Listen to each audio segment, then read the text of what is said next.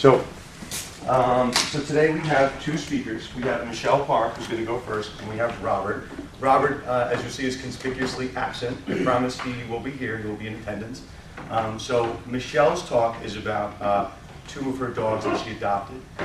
And Michelle, as she'll speak, she adopted them specifically from Korea for a very particular reason. She's going to get into that. And I should just note, Michelle's dogs have an Instagram account which I follow, which I highly recommend. She posts very good stuff. And Robert, for those who don't know, is a very avid Kendo participant. For those who don't know what Kendo is, you're about to find out.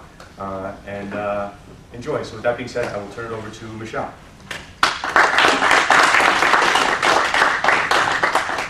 Thank you, Dan. You wouldn't think twice about eating cows. We call it beef.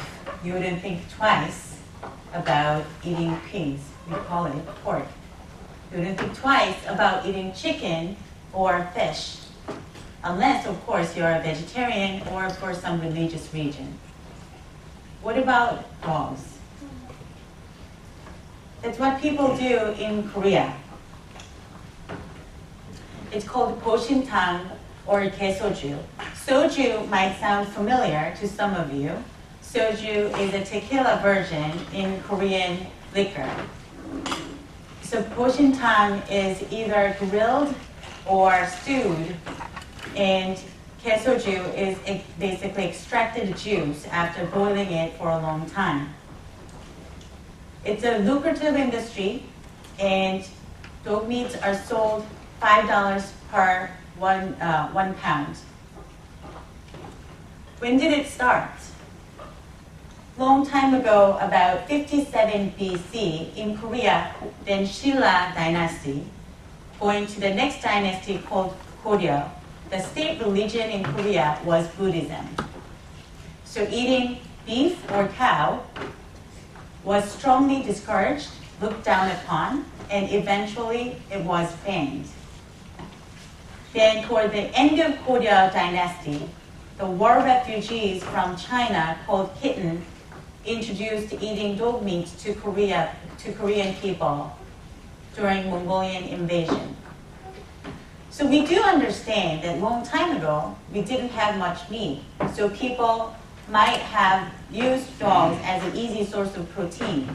But why do people still eat dogs in Korea? There are 2,780 dogs being slaughtered every single day on average in Korea alone. The first myth is that they think it increases their sex hormones, especially for guys. So some people eat it because they believe it's a natural Viagra. Is that true? So there was one independent experiment where 5 males had dog meats for 3 times a day. The result? Unsurprisingly to me, there was no change or even decrease in their sex hormones. Second myth is some people think dog meats help with physical strength. Do you agree? Well, doctors don't. Doctors believe that dog meats are higher in fats, they are high in cholesterol, they cause heart diseases, stroke, and it could damage your liver. At the beginning of this presentation, I posed a question. We eat beef, we eat pork, we eat chicken. So why am I saying dog meat is a problem? The problem is it's not regulated. What I mean by that is that the processing itself is not regulated. So in Korea, it's a statute runs the law. So currently, the Article 7 of the Animal Protection Act in Korea does not explicitly prohibit killing dogs for meat. The bigger problem is that the principal statute that regulates the slaughtering process for beef, pork, and chicken, which is the Livestock Processing Act of 1962, do not apply to dog meat. The result? Dogs are being slaughtered in a very inhumane ways. Most of them are electrocuted or blowtorch while alive, or thrown into a boiling water, or bitten to death, or strangled. Another issue is that it's very unsanitary. They live in a barbed wire cages like this. It's called dimjang. And there is no place for them to put their paws on. So often it causes their paws to be deformed. Why? Because if you put a barbed wire like this, humans do not ever have to clean the cages. And dogs often do not get out of the cage ever in their lives. Another issue is what they are fed. These are food garbage that a lot of dogs raised for dog meat eat. In worst scenario, some dogs are fed other dogs.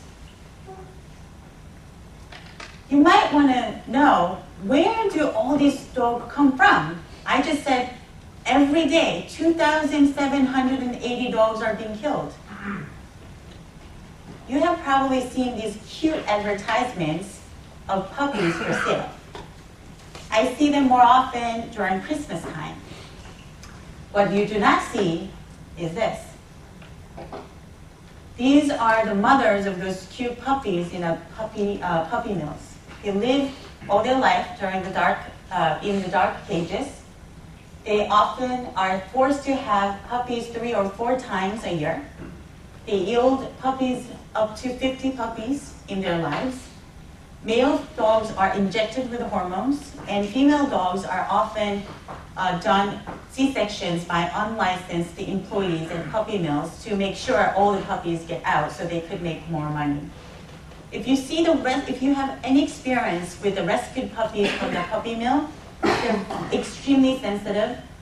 Oftentimes, they don't know how to walk because they never did. Then after 1 or 2 months, these little puppies will put into these boxes, and they're sold at private auctions to pet shops. Every month, 20,000 of them are sold. A lot of them are malnourished for 2 reasons. One, their mothers are already pregnant, again, or they're malnutrition because when they look smaller, they sell better. Another big supplier for the dog meat in Korea is dog meat farms. Yes, there are dog meat farms, 28,000 of them. As I said earlier in the presentation, they live in dimjang, which is a barbed wire cages, where they never get to walk. Once they become a full-size dog, they're stuffed into cages altogether, and they're transported to be slaughtered in a truck. As you can see in the lower right corner here, sometimes they're put in the same truck with other dogs that have already been slaughtered. Yes, there are shelters in Korea. There are 300 of them. Only 28 of them are government-run, and the rest of them are by contractors. So on average, 71 dogs get lucky to be in their shelter, protected just for 10 days. After 10 days, they're supposed to put to sleep because there are so many. Unfortunately, those subcontractors have been reportedly selling the dogs to a dog meat market. So that was another big supplier. Only 20% of them, after 10 days, are reunited with their owners or adopted. So December of 2016, Moran Market, which is the biggest dog meat supplier in Korea, was ordered to shut down. So what you're seeing here are the dogs that were brought in to be slaughtered, but now they were left abandoned. There was no water, there was no food, and it was under humid heat. You can see some of the dogs are already laying aside. We don't know if it's alive or dead.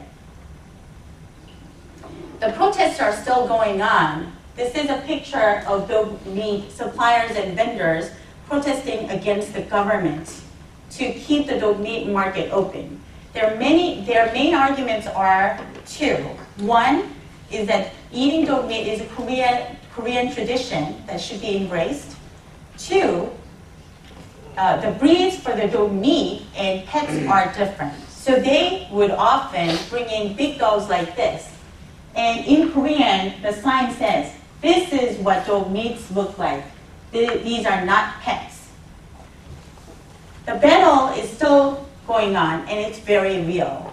And you see here, you see a CARE or pro-organization coming, picketing against the people who want the government to rescind the order to keep the dog meat market open. As you have seen, big dogs are very unpopular in Korea. The most popular dogs are smaller ones, maybe about 20 pounds or less. Maltese, Poodle, Shih Tzu, Pomeranian. If you're a mixed breed, you're out of luck. What I mean by that, mixed breeds are most abandoned dogs in Korea, which compose about 42.2%. This is my dog, Mongi. Mongi in Chinese means dream. About 16 years ago, there was no social media to inform us about dog meat market or all these horrible conditions. So not knowing what I know now, we also purchased Mongi from a private breeder. She was a rare white Schnauzer. I lived with her in Seattle, Korea, New York, and Connecticut. And last year in May, she was put to sleep. So it started from Mongi, and after Mongi passed, we were very depressed.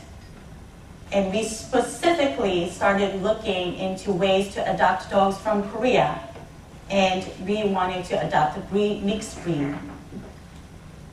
And we found this guy. His name is Sol. He's 1 year old. He's a mixture of Jindo, Akita, and Shar-Pei.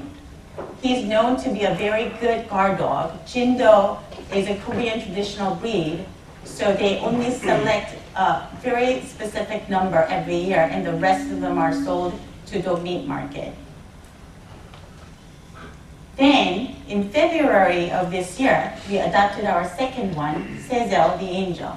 Sezel in Korean means the world's cutest. And he actually modeled to benefit other rescued puppies in Korea and had over 1,000 followers in his own Instagram before we got to meet him. He is a Spitz mix and very fun. He loves people, and he's a troublemaker in my house. I understand some of you are hesitant to adopt a dog from Korea without really meeting them in person. So if you go to Long Island City, I have good news. Korean Canine Rescue is an organization that brings dogs that were saved from dog meat trade in Korea and put them on website for adoption. These are the dogs that I just saw in their website. They have a lot of dog pictures posted almost daily, waiting to find their forever family. At the same time, I understand that all of you are in position to adopt a dog from Korea or from shelters here. But why am I saying you should adopt dogs from Korea? Why am I telling you about all these horrible dog meat market? Because at the end of the day, here in America, we don't eat dogs. They do. We don't kill dogs in inhumane ways. They do. So if you can't adopt a dog, please consider ways to get involved. One way is to donate to those organizations, or you can volunteer your time at the shelter, or you can be a volunteer carrier. This is Tofu. I was in Korea just last month, and Tofu was brought into Canine Rescue Organization from Korea to New York, and I volunteered to be the carrier. After 3 days, he found his forever family. So if you have your friends, or if you are planning to go to Korea for a business trip or for traveling, plan ahead, and if you just give 30 minutes of your time, every document and the fees are paid by the organization, so it's really easy. If you're not planning to go to Korea or don't know anyone who are planning to go to Korea, you can always repost those photos of puppies who are waiting to find their families. These are Sol and Sizzle, and as Dane said, yes, they do have their own Instagram, and this is their Instagram account, Sol_Instagram_. It's a lot of work, but it's been a lot of fun. I hope my presentation today poked your interest about considering adopting a dog from Korea.